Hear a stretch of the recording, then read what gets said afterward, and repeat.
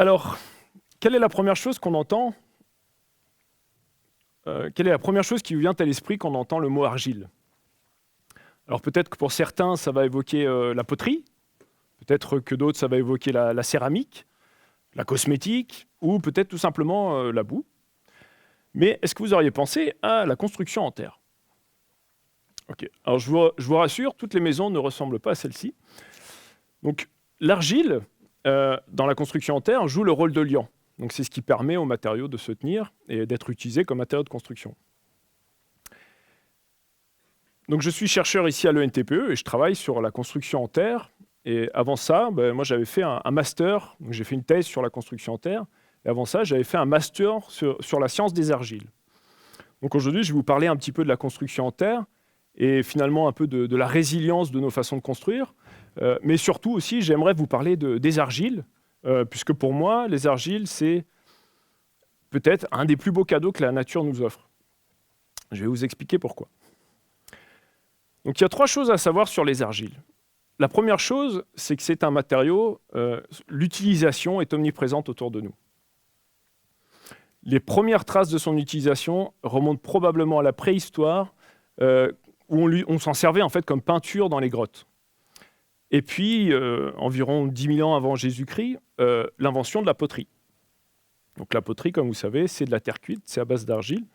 Et la poterie, c'était véritablement une révolution industrielle, puisque toutes les grandes civilisations, le développement de toutes les grandes civilisations se sont faites avec la poterie. C'est-à-dire qu'on était capable de stocker les réserves alimentaires et les récoltes agricoles. Et puis tous les ustensiles à côté, par exemple, on faisait de la sculpture à base de l'argile. Les premières traces d'écriture, on les a retrouvées sur des tablettes d'argile. Et puis, quelques millénaires plus tard encore, aujourd'hui, si vous regardez autour de vous, dans vos maisons, vous verrez qu'il y a énormément d'objets qui sont faits à base d'argile, de terre cuite. Alors, par exemple, la brique, le carrelage, les tuiles, la faïence.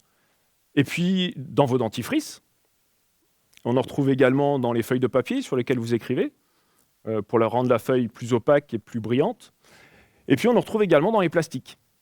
Donc, on met des argiles dans les plastiques pour les rendre, par exemple, plus résistants au feu.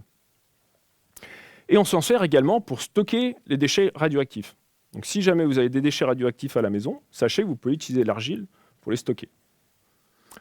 Deuxième chose à savoir sur les argiles, eh bien, c'est un remède naturel extrêmement polyvalent. Naturellement, les animaux, en fait, dans la nature, ils vont se servir de l'argile pour se soigner. Donc, par exemple, s'ils sont blessés, ils vont se rouler dans l'argile pour soigner leurs blessures. Et aussi, ils vont les manger.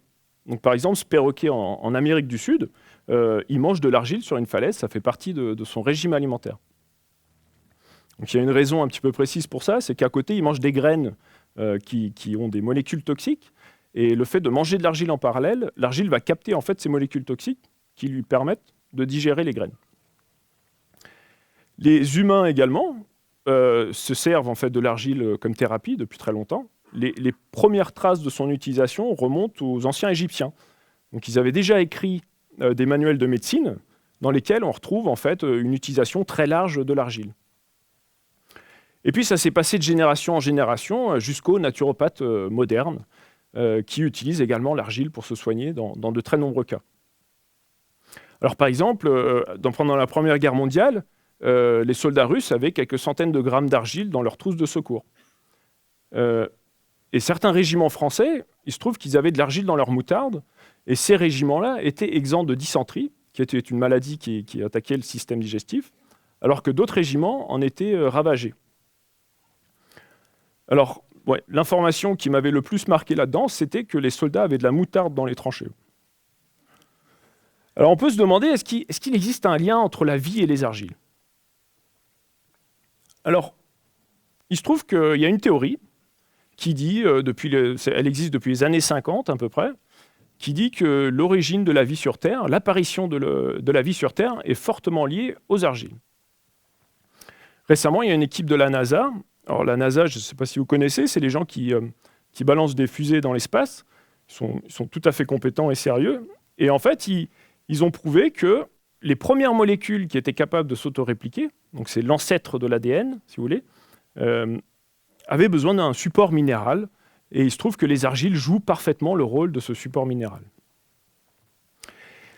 Alors, il y a une autre équipe qui a un petit peu écrit cela d'une façon similaire, longtemps avant, et ils ont écrit ça dans un livre qu'on appelle la Bible. Et ils ont dit que, eh ben oui, l'homme est né de la poussière de la terre, sous-entendu l'argile. Et il y a énormément de croyances à travers la planète qui disent finalement la même chose, que l'homme est né de l'argile, ou il a été formé dans l'argile.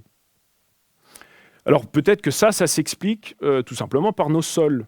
Donc, quand on regarde le profil d'un sol, vous voyez qu'en dessous, on a le monde minéral, on a la roche, et le sol, en fait, il vient dégrader la roche, et au-dessus, on retrouve le monde vivant. Donc les plantes, elles prennent leurs racines dans les sols, et on peut se dire que peut-être qu'ils ont fait le lien avec, vu que les plantes sont à l'origine de la vie sur Terre, on va dire que s'il n'y avait pas de plantes, nous n'existerions pas non plus sur cette planète. Et donc peut-être qu'ils ont fait le lien avec les sols, tout simplement. Après, les argiles jouent un rôle essentiel dans les sols, ça on l'a appris que récemment, mais en fait les argiles qui sont en quelque sorte les résidus ultimes de la dégradation des roches, eh bien ils s'associent à la matière organique dans les sols pour former ce qu'on appelle les complexes argilo-humiques. Et ces complexes jouent un rôle essentiel dans la fertilité de nos sols. Alors que dit la science moderne sur les argiles ? Qu'est-ce qu'on connaît sur les argiles actuellement ? Eh bien, il a fallu attendre des méthodes de caractérisation de pointe. Si vous voulez, la taille des minéraux argileux, c'est de l'ordre du micromètre, 1 million de fois plus petit que le mètre, donc invisible à l'œil nu. Et donc c'est comme si vous les regardez dans l'espace, dans l'infiniment loin, vous avez besoin de télescopes très, très performants, et bien là, vous regardez dans l'infiniment petit, vous avez besoin de microscopes également qui sont très puissants. Donc là, on voit une image qui fait quelques micromètres de taille. Et donc, on sait que ces minéraux sont extrêmement petits, et on connaît maintenant leur structure qui est en forme de feuillet. Et ces deux choses combinées font qu'elles ont une surface d'échange qui est réellement importante, qui est très grande. Si on prend 1 gramme d'argile en poudre et on s'amuse à étaler la surface qui est disponible dans ce gramme d'argile, vous allez couvrir une surface de 800 mètres carrés.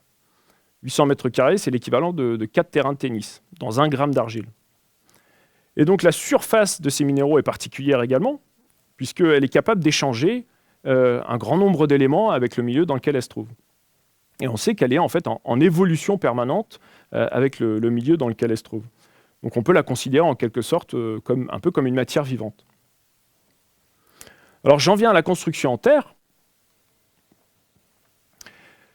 Donc comme je disais, l'argile joue le rôle de liant dans le matériau terre. C'est ce qui lui donne sa cohésion, c'est grâce à l'argile qu'on peut construire en terre. Et tout simplement, l'argile, on la prélève, ou la terre, on la prélève dans nos sols, et les sols sont omniprésents sur la planète. Partout sur Terre, on a fait usage de ce matériau pour construire. Et ce n'est pas du tout anecdotique, même aujourd'hui, 1/3 de la population mondiale vit actuellement dans des constructions en terre. L'héritage architectural qu'on a de la construction en terre est très divers et très varié. Quelques photos pour illustrer. Alors on a ici au Maroc, après on a une église en haut à droite aux États-Unis, on a ces maisons rondes en Chine, et en bas à droite c'est juste pour montrer que même les animaux ils construisent en terre. Donc là c'est une termite qui construit ces gratte-ciel, puisque si on compare par rapport à la taille de la termite, c'est véritablement un gratte-ciel. Et même en Europe et en France, on retrouve beaucoup de constructions en terre. Donc même proche de l'école, ici, à moins d'1 kilomètre, vous trouvez des constructions en terre. Donc bien souvent, on s'en rend même pas compte, on ne les voit pas forcément. La terre, la difficulté de travailler avec la terre, c'est qu'elle est unique. En fait, par exemple, on ne peut pas écrire des textes normatifs sur la terre. Chaque terre est différente. Donc chaque région s'est un petit peu adaptée non seulement au savoir-faire qui existait dans ces régions, mais aussi au type de terre qu'on retrouvait finalement dans ces régions. Donc, par exemple, en France, en Bretagne, vous avez la bauge. Donc, c'est un mélange de terre et de paille. Dans le sud-ouest, vous retrouvez l'adobe, c'est des briques séchées. Et puis, dans la région de Lyon et du Dauphiné, vous avez le pisé, qui est tout simplement de la terre compactée dans un coffrage. Et beaucoup de ces maisons sont plusieurs fois centenaires, donc ça atteste de la durabilité finalement du matériau. et de la qualité du savoir-faire des artisans. Donc vu que le matériau est unique, on est dépendant du savoir-faire des artisans. C'est réellement eux qui permettent de construire avec ce matériau. Alors quel est l'avantage de construire en terre? Eh bien, c'est un matériau local par excellence, puisque dans la plupart des cas, on va chercher, soit on peut prélever le matériau directement sur le site de construction, soit on va le chercher dans un rayon très faible pour construire. Et on a besoin de peu de transformation pour le mettre en œuvre. Donc ce sont des avantages, on va dire, pour un impact très faible. Donc en général, on mesure l'impact d'un matériau sur le climat en fonction de la quantité de CO2 qui est émis. Eh bien la terre émet 100 fois moins de CO2 que le béton. Donc si vous voulez, si vous construisez en béton à la place, là où vous pouvez construire en terre, c'est un petit peu comme si vous allez chercher votre pain en hélicoptère. Vous êtes légèrement surdimensionné. Et l'autre particularité, c'est que c'est réutilisable à l'infini.